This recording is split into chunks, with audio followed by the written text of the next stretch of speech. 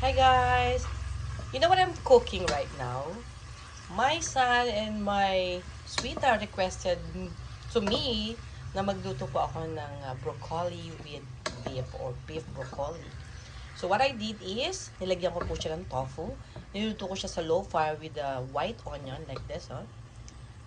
Niluto ko siya. Then what I did in the beef is, binoiled ko siya for 1.5 hours. Very low. Hinayaan ko lang siya habang may ginagawa ako na ibang bagay. At wala, it really, the end result is perfect. It's tender and it's very nice. Hindi nag-shrink po yung aking beef at ipapakita ko po sa inyo, ha? Meanwhile, ito po ay aking tatakpan at hayaan kong mag-steam to ng todo.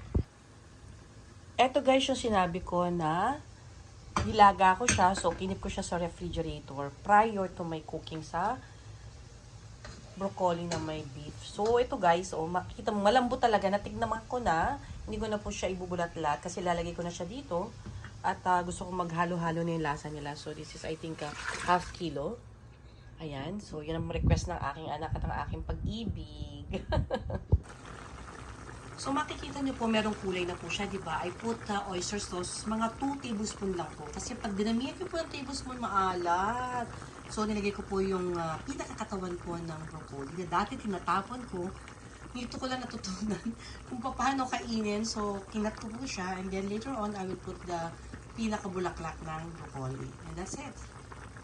You have your festive dinner this holiday season. Merry Christmas. Bye!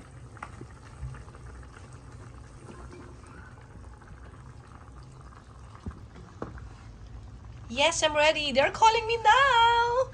Oh my God, nagmamadali silang kainin. Merry Christmas po sa lahat. At ready na po ang aming dish with fried chicken, with lumpiang prito, with spaghetti, a little only. And this pretty broccoli with beef. Bye!